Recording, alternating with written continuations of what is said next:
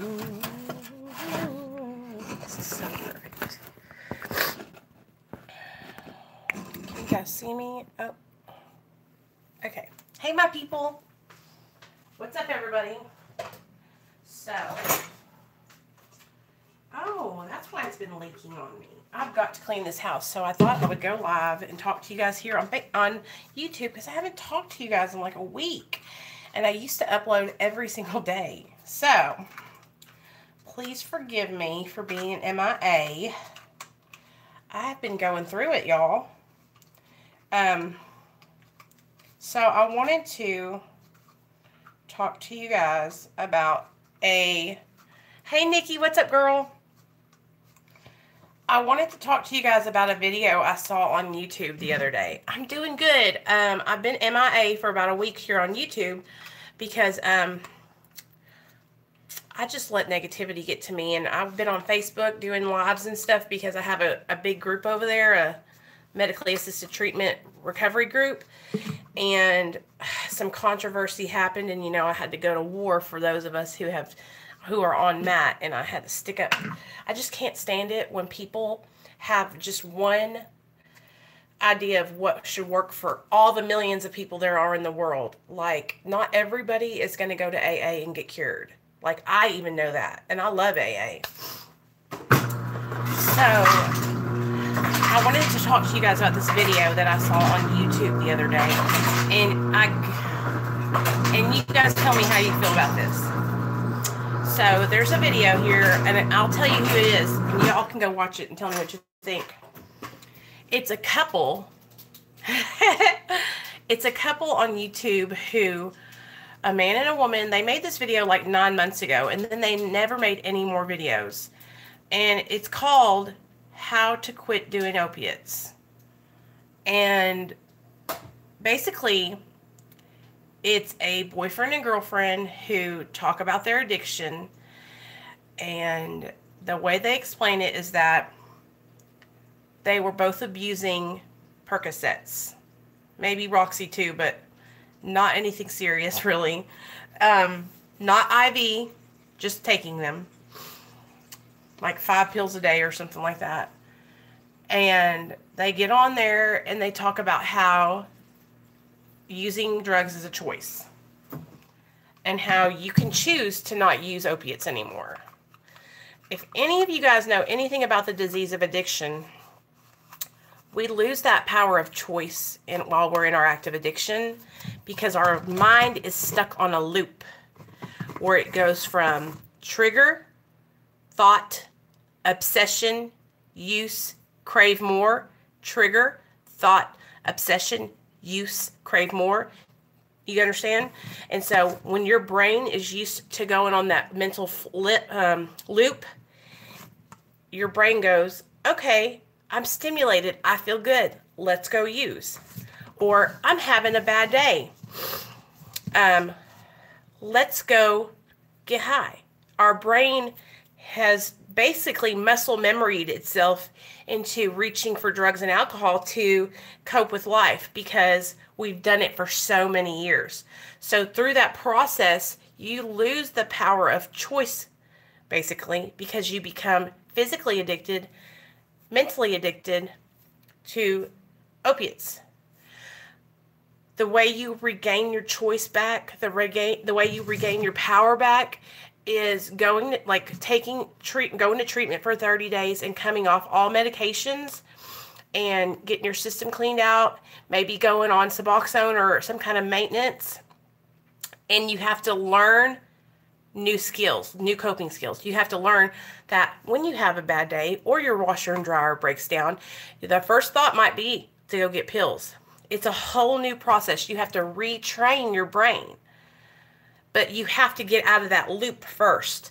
So when we're in the vicious cycle of addiction, which is, like I said, trigger, thought, obsession, use, craving. Trigger, thought, obsession, use, craving. When we're in that vicious cycle like that, once you get to obsessing over your drug of choice, you're most likely going to pick up. There's really not anything you can do to stop it. You have to stop your thinking. You have to stop yourself at the thought. And interrupt that thought, change your point of view, go walking, I don't know, eat something, anything. Call somebody. That will help you. But once you're in that loop, it's like so practiced and our brains are so used to it. It's like second nature. That's why they say you lose the power of choice. Okay. Oh, shit. So these kids, sorry guys, these two people made this video talking about how they just quit taking pills. They just wean themselves off of them. Slowly but surely. And you just say no to the guys when they come over and try to deliver them to you. And I couldn't help myself. Y'all have got to go see this video after I get off here. Like, I don't even know what their names are. Ugh. I can't even remember. But it's called How to Quit Opiates. It's like a blonde-headed girl with curly hair and like a Mexican-looking dude or something like that. A Spanish guy. But they're obviously like from another country or something. But it's like, it's people like that who were not truly addicted, who were not truly drug addicts, who put this misinformation out into the world like, you should just have the willpower to quit using drugs. Y'all, if I could have willed myself into quitting using drugs, do you know how many times I would have stopped? Do you know how many times I tried to just white knuckle it and stop using? Oh my God. I lost count. So I made a post about that on Facebook about how, you know, it's what's happening in the world today with drug addicts and alcoholics is there is a mixture of real alcoholics and then people who just abuse alcohol. And there's a mixture of real drug addicts and people who just abused pills or drugs. Like, they are not truly addicted. They weren't truly, like, there's a difference, you guys. There's a huge difference between being addicted or an alcoholic and just like having negative consequences and you decided to change your life. Guys, I went to prison, 6 treatment centers. I had so many negative consequences. It didn't matter to me. Like, I was staying high. You know what I mean? Like, that's when you will do anything, no matter what the consequences, because you're hooked like that. That's when you can start seeing whether you're an alcoholic or an addict for real. And also, if you can go in, it even says it in the AA Big Book. If you want to go to the bar and try some controlled drinking, go ahead. If you can leave there and not come back, well, then you might not be an alcoholic. We tip our hats to you. But if you can't, like, I could never do that. I would be so drunk because I just can't. I have the disease of addiction. My brain doesn't process, my body doesn't break down drugs and alcohol the same as other people. And when I put them into my body, I have an allergic reaction. I break out in hives. I break out in jail. I break out in handcuffs, all that kind of stuff. So I just think it's so important for people to understand that, like, addiction is not a joke. Like, it's not just, it's taking you down through there. When you're a drug addict, you lose that power of choice. When you don't have, it's a whole nother ball game, you guys. And so for those people out there who maybe just, you know, abuse pain pills and then they were able to quit, like, I'm so happy for you. I wish it was that way for me, because it wasn't. And it's not about willpower. It's not about, you know, making bad choices. Like, my addiction was so much bigger than I was when I was in active addiction. Like, I couldn't even see the light at the end of the tunnel for half my life, you know? And I'm just so grateful today to have medically assisted treatment and to have other people that help me and support me in my recovery. I don't know where I would be today, guys. Probably not alive, because it's hard out there, you know? But I wanted to talk about that because this video is just like, and I know this is controversial and people might not agree with me, but if you are a real addict, then you know what I'm talking about. And that's just how it is. Now, where is my girl Avalon? I done bounced back over here to YouTube, and she's not over here. She's probably on Facebook. Y'all got to come join my Facebook group. It's awesome. We go live. We talk to each other. It's called MAT, M-A-T, capital M-A-T, support group. That's it. Just request me as a friend on Facebook, Nicole DeMayo, and I will add you to the group. I mean, it's fun. Bree's in there. Nikki, have you joined yet? You need to get on over there, girl. So we can have your experience, strength, and hope. Avalon's in the group. I added her. I need to see if Roberta wants to come over and join and share some of her stuff with us. Because she's gone through the Suboxone thing. And I have a lot of people that are on Suboxone that are in the group. Oh, Nikki. Okay, that's okay. Well, you know, Facebook is old school anyway. Like a lot of people on Facebook, that's how I like stay in contact with a lot of people that are in recovery, because there's like so many recovery groups on Facebook. Okay. So, what are you doing today? Do you have to work or anything, or are you just gonna stay at home and chill? Oh, let me see. Too much family drama for me. My sister used to put her life story on Facebook, and my parents had to unfriend her. But my family, I went to see my family this weekend. Oh, how old is your son? Is he like young like my little boy is? My little boy's 3. I went to go see my family this weekend, and we spent time with my mom and dad. It was so much fun. 11. Oh, that's a good age. I bet you he's like, Mom, I'm too cool for you. That's how my son is. He's 3.5, and he tells me, Mom, I'm not cute. I'm cool.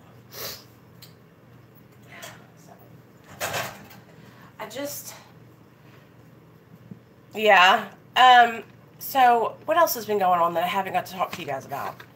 Oh, so have you ever heard of MARA? It's called Medically Assisted Recovery Anonymous. It's a group, and they just started it, I think, in Pennsylvania or Pittsburgh, somewhere over there.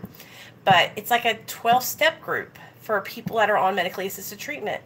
And so I saw it on Facebook. I'm going to try and get in contact with the guy who started it and see if I can get the like go ahead or somehow the outline to start a group here in Arkansas where I live. And I was going to ask my counselor at the clinic if I could like do a once-a-week meeting with everybody. I hope she'll let me.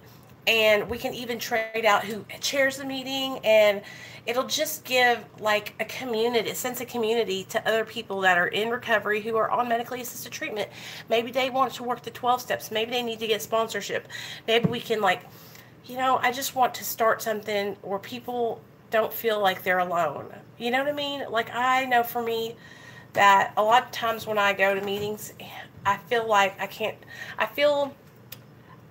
share the stuff like, hey, you guys, because I'm on Suboxone and I don't want to say it in an AA meeting, and I sure as hell can't say it in an NA meeting because they'll tell you not to share.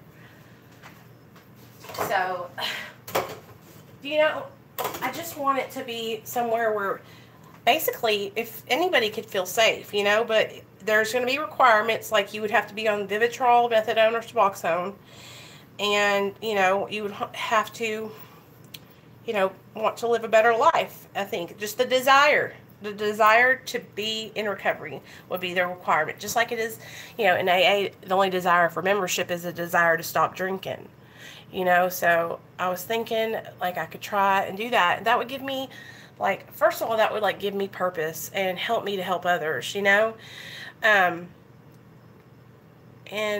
then I can meet other people who are on recovery that are in medically assisted treatment that live in my state.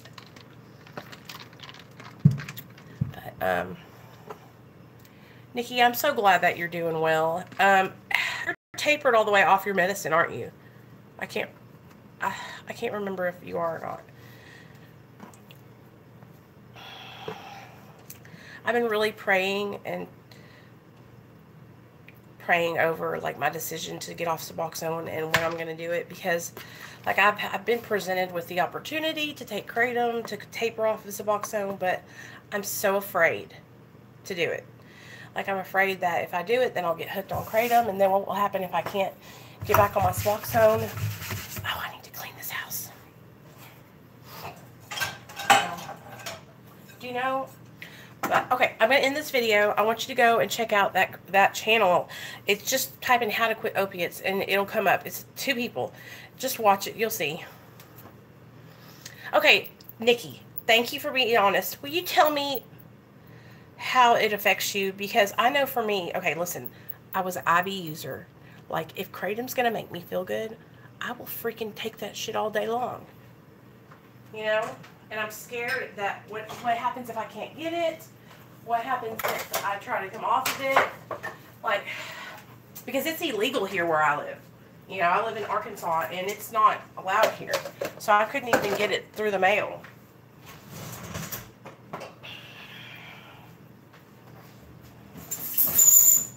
You should make a video talking about your experience so that way I can watch it.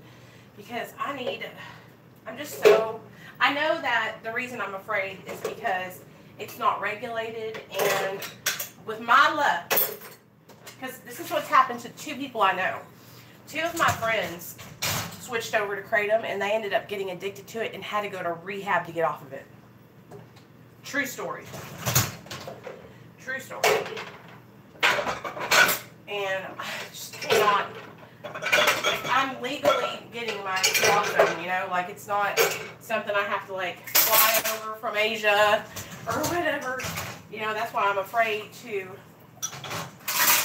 you know, but I know, I've heard that it just, like, really helps. But then I've also seen the videos with Rockin' Roberta where she took it and she was just ill when she was coming off of it, and that scares me too. So what I'm seeing is, bottom line, you're going to have withdrawals. You just got to go through it sooner than later, you know. And it's like, might as well, if I'm going to get off Suboxone, I just might as well get off of it all at one time.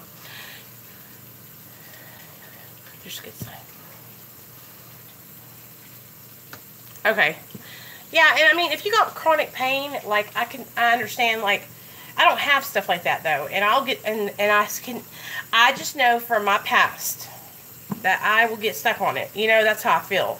But if it can help me to get off Suboxone, oh my God, I really should think about it, I guess.